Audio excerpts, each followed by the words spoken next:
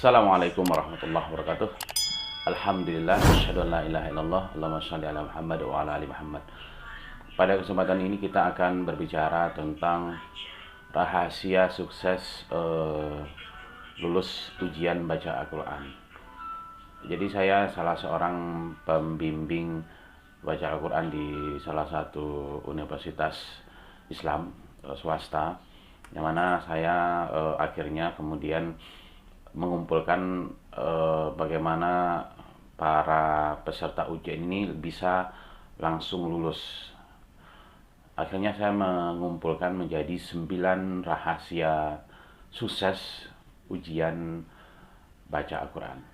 Langsung aja kita mulai yuk. Yang pertama, dalam ujian baca Al-Quran itu ada 3 yang dinilai ya. Yang pertama itu adalah makhraj. Makhraj ini adalah meliputi tempat-tempat keluar huruf, kemudian sifat-sifat huruf. Misalnya huruf A itu dikeluarkan dari pangkal tenggorokan. Huruf B itu dia keluar dari kedua bibir kita. Nanti akan saya lampirkan di deskripsi bagaimana tempat-tempat keluarnya huruf-huruf hijaiyah itu. Kemudian berikutnya yang dinilai dalam ujian baca Al-Quran itu adalah selain makhraj, tempat-tempat keluar hurufnya, juga adalah sifat-sifat huruf itu. Nah, sifat-sifat huruf itu nanti berhubungan dengan mana huruf yang harus dipantulkan bunyinya, atau kita kenal juga dengan qalqalah. Qalqalah itu misalnya dalam Quran surat Al-Ikhlas, qul huwallahu ahad, huruf dalnya mati kemudian dipantulkan, itulah yang disebut dengan qalqalah. Nah, secara keseluruhan huruf qalqalah itu ada 5. Untuk memudahkan mengingatkan, dengan istilah baju di toko. Ab, aj, ad, ato. Ba itu baju di toko, ba itu ab, ji itu aju itu aj, di itu ade, to itu ato, ko itu ako. Itu memudahkan mengingatnya ya. Nah, hanya saja kadang sering saya dengar selain yang 5 ini itu tidak boleh dipantulkan bunyinya. Yang sering terdengar dipantulkan bunyi misalnya huruf do, itu sering terdengar ado, itu tidak boleh ya. Oke, berikutnya yang pertama tadi makhrijul huruf, kemudian sifat hurufnya. Itulah yang dinilai dalam ujian baca Al-Quran. Mat ini kan banyak ya, maka yang paling disorot adalah mat aslinya, yaitu mat alif, mat waw, atau mat ya. Kalau saya menggunakan istilah ayu, yaitu singkatan dari a itu mat alif, ya-nya itu adalah mat ya, waw itunya adalah mat waw. Ini ada contohnya bagaimana tanda-tanda mat alif itu. Ini misalnya, ini ada tanda seperti alif, atau ada harokat lurus, atau dia ada seperti ini, madiki. Kemudian berikutnya mat ya. Dia adalah salah satu huruf apapun, tapi yang penting dia berharokat bawah atau kasroh, kemudian diikuti dengan ya mati, maka dia panjang.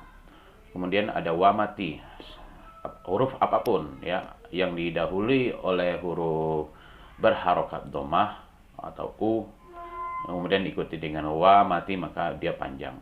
Maka caranya memanjangkan adalah dengan menahan suara atau dengan mengayunkan suara. Misalnya sirata ar-rahmanu ar-rahimi al-maghdubi. Nah, kebalikan dengan pendek, huruf yang pendek jangan menahan suara. Misalnya si-nya ditahan itu ya, itu terdengar panjang. Ro-nya ditahan atau diayun, itu terdengar panjang. Maka triknya jangan menahan suara, dan itu harus konsisten. Nah, sering sekali terjadi dalam ujian baca Al-Quran itu banyak yang tidak konsisten, ketika pendek dipanjangkan, ketika panjang dipendekkan. Oke, berikutnya yaitu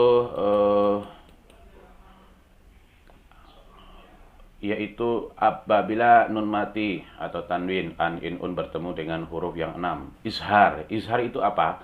Izhar itu adalah menjelaskan bunyi nun mati atau tanwin. Misalnya nun mati ketemu a, min jelaskan bunyi minnya. Atau lagi misalnya wa min haitsu, jelaskan bunyi minnya. Wa min haitsu, dan jangan menahan suara. Itu adalah izhar dan hurufnya 6. Nanti juga akan saya share linknya di deskripsi ya, untuk memudahkan memahami dan menghafal. Oke, lanjut berikutnya. Setelah izhar ada namanya idgham bila gunnah. Idgham itu dipahami sebagai memasukkan bunyi nun mati atau tanwin kepada huruf-huruf idgham bila gunnah. Misalnya nun mati ketemu la, dibaca fa'ilam, tidak boleh dibaca fa'inlam. Masukkan bunyi nun matinya ke la menjadi fa'ilam. Gitu. Begitu juga dengan nun mati ketemu ra, dibaca mir rusul, dan tidak boleh didengungkan. Oke. Idgham bi gunnah itu masih sama konsepnya dengan idgham bila gunnah, hanya saja ini harus menahan suara. Idgham bi gunnah berarti memasukkan bunyi nun mati atau tanwin dan diikuti dengan menahan suara. Misalnya nun mati ketemu ya, nun matinya dimasukkan ke huruf ya, bunyinya menjadi an, menjadi ai, dan ditekan dan ditahan sekurang-kurangnya 2 harokat. Ayatas. Atau misalnya nun mati ketemu mim musibah. Oke. Berikutnya yaitu iklab. Iklab itu merubah bunyi ya, merubah bunyi nun mati atau tanwin apabila bertemu dengan huruf ba. Salah satu huruf nun mati atau tanwin yang kemudian diikuti dengan huruf ba, maka berubah bunyi nun mati atau tanwin menjadi mim. Misalnya anbiya menjadi ambiya, dan juga diikuti dengan dengung. Oke, berikutnya yaitu ikhfa. Nah, ikhfa ini banyak sekali hurufnya. Ikhfa ini pahami dengan nun mati atau tanwin bertemu dengan huruf-huruf ikhfanya 15 itu, maka bunyi nun mati atau tanwin itu menjadi samar atau menjadi sengau dan menjadi tidak jelas. Contoh, nun mati ketemu tak, tidak dibaca min tapi dibaca mil tahtiha, agak condong ke huruf ta. Begitu juga ketika nun mati ketemu sa, tidak dibaca min tapi dibaca mil sakulat gitu.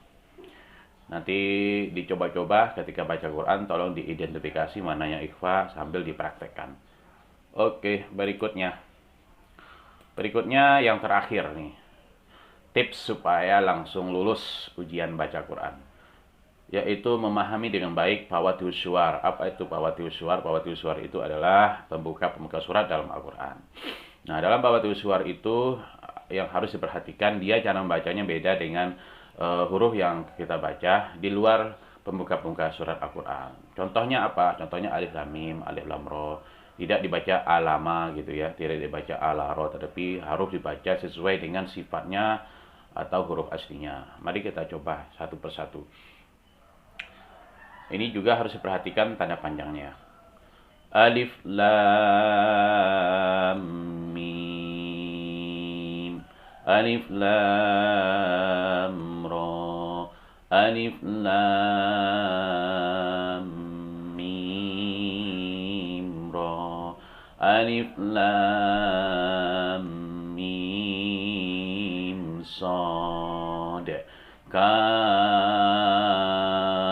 ha ya ain sad, toha tosim mim tosin yasin sad, hamim qaf ain sin qaf nun. Perhatikan di huruf sod itu harus ada kolah di ujungnya, sode. Kemudian di huruf k itu tidak dibaca k ya, tapi kaf. Ada hembusan nafas di antara dua bibir kita. Kaf sama seperti qaf, sama ya cara bacanya.